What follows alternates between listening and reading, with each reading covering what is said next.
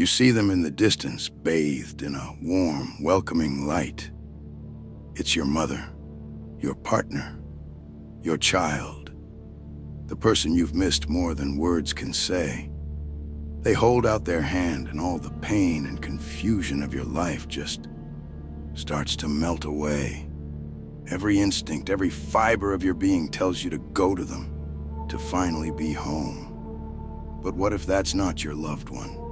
What if that familiar, beloved face is actually a mask, a lure, expertly crafted by cosmic deceivers, the ancient Gnostics, called Archons? This isn't just a spooky story. It's a chilling theory, drawn from unsettling patterns and near-death experiences and long-buried spiritual warnings. A theory that suggests when you walk toward that light, you might be walking into the most sophisticated trap in the cosmos. For centuries, we've been comforted by a pretty consistent story about what happens after we die.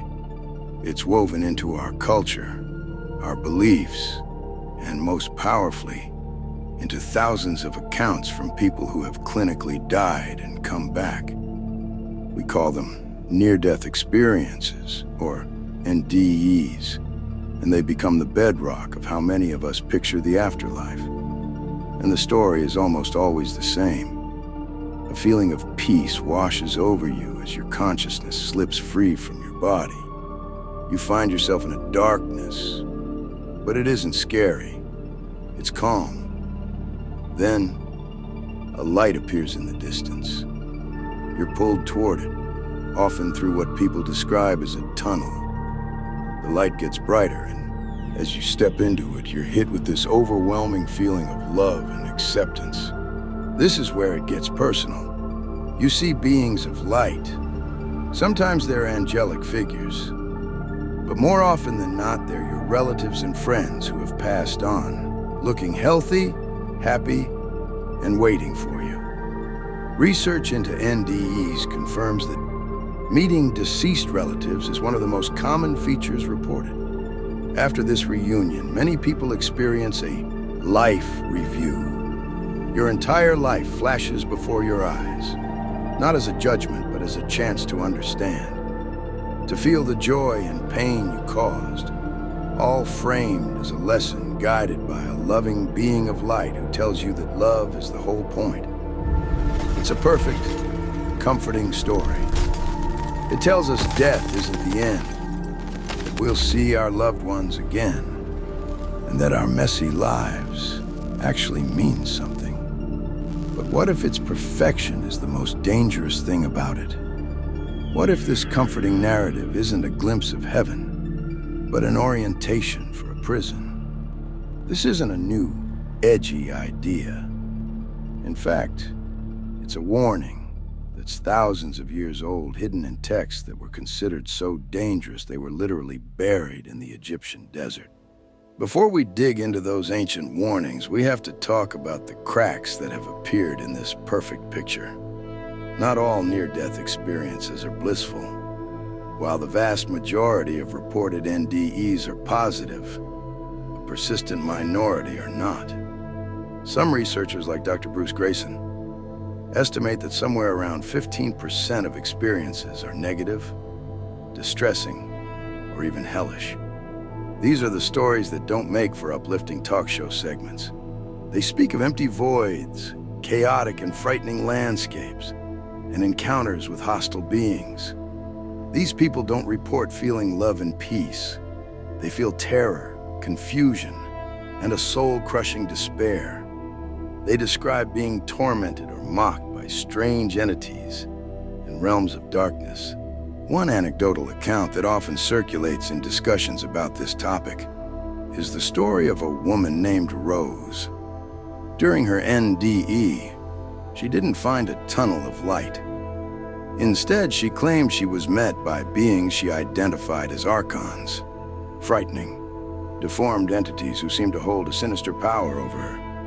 Her experience was a terrifying struggle until she felt she was rescued by a different, maternal presence she called the Great Mother. Rose's account is a stark outlier, A story that just doesn't fit the neat, comforting box. But it aligns eerily with those ancient warnings about deceivers at the threshold of death. For decades, mainstream science has tried to explain away all NDEs as the last gasps of a dying brain. We've heard it all. Oxygen deprivation, a flood of endorphins, temporal lobe seizures. But many dedicated NDE researchers argue these purely physiological models are incomplete. They don't fully explain how patients with zero measurable brain activity can have crystal-clear experiences and report verifiable details from the physical world. Things they couldn't possibly have seen or heard. Proponents of a non-physical origin for NDEs argue that scientific models often ignore the evidence that contradicts them, failing to address the most profound parts of the experience. The simple fact is, no one can fully explain what's happening. And it's in this mystery, this gap, that materialism can't quite fill, that ancient wisdom offers a different and far more chilling explanation. An explanation that suggests the loving figures and the being of light are not what they seem. In 1945, near Nag Hammadi, Egypt, a local peasant stumbled upon a sealed jar.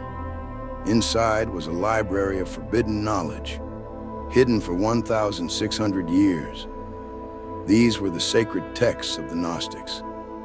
The Gnostics were mystics who believed salvation came not from faith, but from gnosis, direct personal knowledge.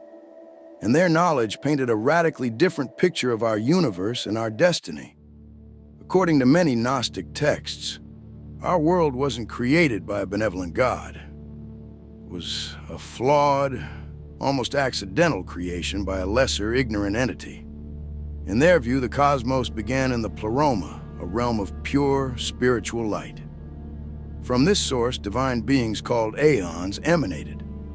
One of them, a feminine entity named Sophia, or Wisdom, tried to create something on her own and ended up giving birth to a monstrous, arrogant being named Yaldabaoth. Cast out of the pleroma, Yaldabaoth became the demiurge, the false creator god of our material universe. Ignorant of the true God above, he arrogantly declared, "I am God, and there is no other." To rule his creation, he spawned a host of entities known as Archons. In Greek, Archon just means ruler, but for the Gnostics, these were cosmic jailers, spiritual parasites. Their goal? To keep every soul trapped in this physical realm, ignorant of its true divine origin in the pleroma. But why? What's the motive? The Gnostics taught that the Archons are inorganic, phantom-like beings who lack their own spiritual vitality. So they have to harvest it from us. Our fear, our anger, our despair, but also our intense love, devotion, and worship are all, according to this theory, a source of nourishment for them. This ancient concept is echoed in the modern writings of Robert Monroe, who, during his out-of-body explorations, described a process of harvesting human emotional energy, which he famously termed loosh. To keep the energy flowing, the Archons designed a system of control the Gnostics called Haimamene, or universal fate, an endless cycle of reincarnation. Their primary tool is forgetfulness. Before a soul is sent back into a body, it's made to forget its true origin and the nature of the trap. This idea parallels Plato's myth of air, where souls drink from the river of unmindfulness before being reborn. Gnostic texts like the Pistis Sophia describe a similar process where the soul is given a potion that induces amnesia, ensuring it enters each new life as a blank slate, ready to be programmed all over again. This system is maintained by manipulating our own awareness. The Archons are masters of deception. They blind the soul with false dogmas and implant addictive emotional loops. Their methods, as described in these ancient texts, sound eerily like a technical manual for modern social media algorithms. Creating echo chambers of thought so effective, we forget there are other ways to see reality. And their most powerful deception is saved for the moment we die. With this Gnostic framework in mind, let's look at that blissful NDE again. Not as a homecoming, but as the final stage of the deception. First, the tunnel of light. Proponents of this theory argue it's not a natural passageway. It's an artificial construct, a dazzling projection designed to attract and capture consciousness. In blunt terms, it's a soul catcher, a bug zapper for the human spirit, playing on our natural instinct to move toward light. At the end of the tunnel waits the being of light. It radiates a love so profound it disarms even the most cynical soul. But is it the true God? Or is it Yaldabaoth, the demiurge, the master of this realm, masquerading as the ultimate source to ensure our compliance? The Gnostics would say it's the latter. And then comes the most insidious part of the trap, the appearance of our deceased loved ones. This is the masterstroke. It bypasses our intellect and targets our deepest emotional bonds. The grief we carry, the love that never faded, it's all weaponized against us. The Gnostics taught that the Archons are mimics and shapeshifters. According to this theory, the beings you see are not your loved ones. They are holographic projections, psychic masks worn by Archons to lure you in with an offer you can't refuse. Overwhelmed with relief, the soul willingly walks toward them and straight into the cage. Once you're in their grasp, the life review begins. But it's not for your benefit. The theory suggests it's a psychological manipulation designed to induce guilt, regret, and a powerful sense of unfinished business. You're shown the pain you caused and the things you could have done differently, filling you with a desperate urge to go back and get it right this time. That feeling is the lock on the door. By making you want to reincarnate, the Archons get your consent. You agree to have your memory wiped and be sent back for another lifetime of emotional energy production.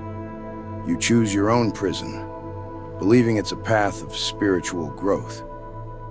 The trap isn't just a cage. It's a system that convinces the prisoner to lock his own cell. Okay, that's an overwhelmingly bleak picture. A predatory cosmos and a destiny stuck on repeat. But the Gnostics weren't peddling despair. Their entire philosophy was built around one thing: liberation. The same texts that describe the trap also offer keys to escape it. The key is gnosis, direct, unshakable knowledge of your true self and the cosmos. The core principle of the Gnostic escape plan is this: the Archon's power is based entirely on deception. The moment you see them for what they are, their power over you shatters. Based on the warnings scattered throughout these ancient texts, a rough set of instructions for the moment of death emerges. First, and most critically, reject the light. This is the most counterintuitive act imaginable. When the tunnel appears, turn away. When the being of light beckons, don't go. You have to hold on to the knowledge that this is a false light, a projection. Second, refuse consent. When the figures of your loved ones appear, you must find the strength to see them as masks. Don't engage. When the life review starts, refuse to participate. Don't accept their judgment or their offer of a do-over. The idea is that you are a sovereign being, not an employee in need of a performance review. You have to forcefully withdraw your consent. Third, remember your true origin. This is the anchor. You have to continuously affirm the gnosis. I am not from here. My home is in the pleroma, the realm of the true God, beyond this illusion. By holding on to the memory of your divine spark, you become unrecognizable to the system. You no longer vibrate at its frequency of fear, guilt, and attachment. You become invisible to the jailers. From there, the text suggests, the soul is free to move beyond the Archons' domain and begin its true journey home. Waiting until the moment of death to try and pull this off is a huge gamble. The emotional pressure will be intense. The Gnostics taught that the work of liberation starts now. You have to strengthen your spirit by practicing seeing through deception in your daily life. So, how do you do that? You cultivate your observing awareness. The Gnostics believed every human has a divine spark within them. This is your true self, the silent, calm witness behind your thoughts and emotions. You can connect with it through practices like meditation and mindfulness. The goal is to realize that you are the one aware of your thoughts, not the thoughts themselves. The more you identify with this silent observer, the less you're controlled by the mental and emotional programming the Archons supposedly use. You can try the inner witness practice. When a strong emotion like anger or fear arises, instead of getting swept away, turn your awareness inward. Just observe the raw sensation of the emotion in your body without judgment. Watch what it does. By doing this, you learn to stop producing the exact emotional food the Archonic trap depends on. A key part of this training is to question who owns your thoughts. The system relies on you believing that every thought that pops into your head is your thought. Start challenging this. When a sudden self-defeating thought appears, ask yourself, is this truly mine? Or is this just a piece of programming? That simple question creates a space between you and the thought, breaking its power. In our world, you can even apply this to a digital detox. Our technology, with its constant pings and algorithm-driven content, is a perfect modern-day archonic control system. It's designed to capture our attention and condition our responses. Practice setting boundaries with it. Breaking these small daily cycles of reactivity is training for breaking the great cycle of reincarnation. The soul trap theory is, without a doubt, one of the most disturbing ideas you can encounter. It takes our most cherished hopes about the afterlife and reframes reality as a predatory system. It suggests that the final act of life isn't a peaceful surrender, but our most important test of awareness. The proof isn't in a lab. It's found in the uncanny parallels between the warnings of ancient Gnostic sages and the unsettling anomalies in modern near-death reports. But here's the flip side. It's also a theory of ultimate empowerment. It claims you are not a helpless sinner waiting for judgment, but a lost piece of divinity with the power to reclaim your freedom. The method is knowledge. The practice is awareness. The entire system of control, no matter how ancient, is said to fall apart before a single soul who finally wakes up and refuses to play the game. The final question isn't for me or any text to answer. It's for you. When you face that light and the image of someone you love calls you home, will you have the courage to turn away and choose the unknown darkness of true liberation over the comforting warmth of a beautiful cage?